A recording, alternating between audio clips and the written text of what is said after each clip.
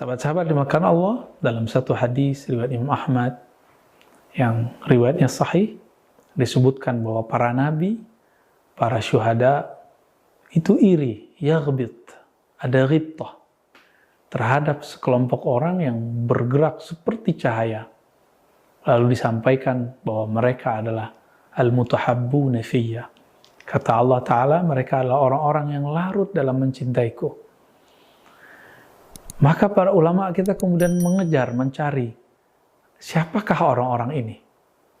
Lalu mereka menemukan beberapa pencirian-pencirian, pembagian, dan tingkatan-tingkatan. Secara umum, wali itu dapat dikenali dari aura yang dia bawa. Suatu kali Nabi ditanya dalam hadis yang hasan, riwayat Imam Abu Nuaim, "Man awliyaullah?" Wahai Rasulullah, siapakah wali Allah, kekasih engkau itu? Kekasih Allah itu. Nabi SAW menjawab, yaitu orang yang jika dipandang, diingat, divisualkan, dirobitohkan, membuat engkau terhubung kepada Allah. Teringat, terkoneksi kepada Allah Subhanahu wa Ta'ala. Inilah yang disebut sebagai wali. Ya. Biasanya orang-orang begini dapat tugas dari Allah Subhanahu wa Ta'ala dan lewat guru-gurunya, lewat masyayikh sebagai mursyid.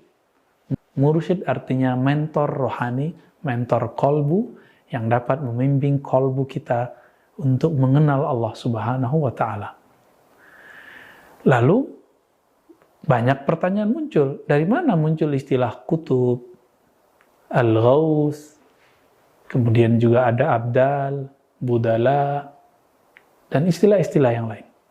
Teman-teman yang melakukan Allah, di dalam hadis-hadis Nabi, istilah-istilah ini tidak disebutkan semua. Tapi yang paling masyhur dan itu muttafaq diakui oleh orang yang ingkar terhadap fan ilmu tasawuf ataupun yang sepakat bahwa istilah abdal itu memang langsung dari Rasulullah SAW. Misalnya dalam konflik Sayyidina Muawiyah dan Sayyidina Ali. Sayyidina Ali ketika dihasut oleh orang untuk melaknat dan membenci orang-orang Syam, yang mana di sana ada Muawiyah, beliau kemudian mengatakan, "La, tidak boleh. Fa'inni melaknat orang-orang Syam." Kenapa? Karena aku mendengar Rasulullah SAW bersabda, janganlah laknat, janganlah kutuk, janganlah hardik orang-orang yang ada di Syam, karena di sana ada wali yang disebut abdal. Apakah maksudnya wali abdal? Wali abdal ini adalah mereka yang menggantikan wali-wali sebelumnya. Lalu siapakah sebelumnya? Disinilah kemudian dicari oleh ulama kita. Sebelum abdal ini ada yang disebut sebagai mujtahid dari kalangan para ahli ma'rifat. Jika ahli usul fikih menyebut mujtahid mutlak, maka dalam ilmu ma'rifatullah mereka juga membuat istilah disebut dengan kutub. Kutub berarti poros. Orang-orang yang mendapatkan pengenalan Allah Ta'ala yang sangat istimewa melebihi yang lain. Dan jumlah kutub itu bukan hanya satu orang. Mereka berjumlah banyak. Sejumlah dengan jumlah para nabi, yaitu yang Allah utus jadi rasul.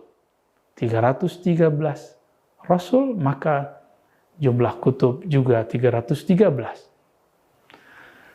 Lalu ada istilah ghaus. Dari manakah istilah ghaus? Ghaus ini adalah pewaris mutlak Nabi Muhammad SAW setiap masa. Kadang al-ulama warasatul anbiya, ulama pewaris para nabi.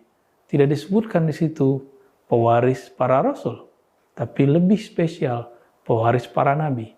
Al-Imam Al-Hakim At-Tirmizi mengatakan an-nubuwah, kenabian itu adalah al-ilmu billah, ilmu mengenai Allah dengan jalur zauq, dengan jalur pengalaman intuisi, pengalaman rohani.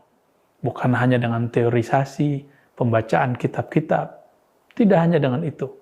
Tapi mesti melalui jalur zauq, yang tidak merasakannya, tidak disebut dia mengenalnya. Kalau hanya baca kitab, diskusi, seminar, itu baru menggosipkan Allah. Belum mengenal Allah Subhanahu wa Ta'ala. Lalu Al-Ghaus ini siapa? Mereka yang kolbunya mewarisi kolbu Rasulullah SAW. Inilah yang disebutkan dalam hadis Al-Mu'jam At-Tabrani, riwayat Imam Tabrani, bahwa di antara hamba-hamba Allah ada yang kolbunya seperti kualitas kolbu Nabi Ibrahim. Ada yang kualitas Nabi Musa, ada yang Nabi Isa. Tentunya juga ada kualitas Nabi Muhammad. Nah, itulah yang disebut Al-Ghaus. Pengistilahan ini karena Al-Ghaus jika berdoa Allah ijabah. Karena dia mempunyai hak jais. Sebagaimana Rasulullah punya hak jais. Bedanya ini wali, yang itu nabi. Maka haknya terbatas karena adab kenabian. Sahabat yang melakukan Allah, nah ini yang disebut Al-Ghaus. Dan Al-Ghaus hanya satu.